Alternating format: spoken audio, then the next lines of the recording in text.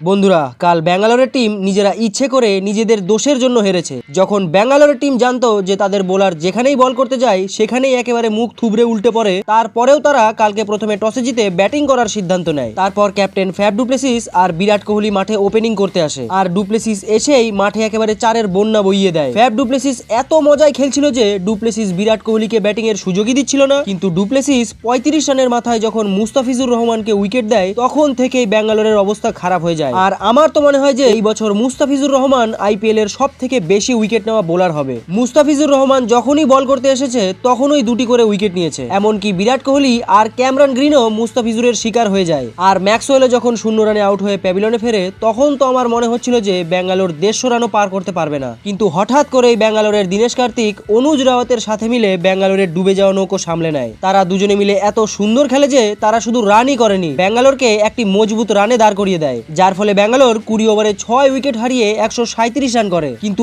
এত রান করার পরেও ব্যাঙ্গালোরের টিম কাল জিততে পারেনি। দেখুন, 174 রানের টার্গেট ছোট তো না, কিন্তু চেন্নাই যখন নিজের মাঠে খেলে তখন সেটা একদম মাখনের মতো হয়ে যায় তাদের কাছে। ব্যাট ধরতে এসে ঋতুরাজ গায়কোয়াড কম রান তো করে, কিন্তু সে ভালো খেলেছে। আর রচিন রবীন্দ্র তার প্রথম ম্যাচেই ধুয়াধার ব্যাটিং করেছে। এদের দুজনের দেখা দেখি রাহানেও নিজের রং বদলে ফেলে। তবে শেষে শিবম দুবে আর রবীন্দ্র জাদেজা মিলে একেবারে শেষ পর্যন্ত নট আউট থেকে ব্যাঙ্গালোরকে প্রথম ম্যাচেই বেইজ্জত করে হারিয়ে বাড়ি পাঠায়। স্পোর্টস জগতের সব রকম ছোট বড় নিউজ পাওয়ার জন্য আমাদের চ্যানেলটিকে সাবস্ক্রাইব করুন এবং পাশে থাকা বেল আইকনটি দাবাতে একদম ভুলবেন না। এই চ্যানেলে স্পোর্টস জগতের সমস্ত রকম খবর পাবেন সবার আগে।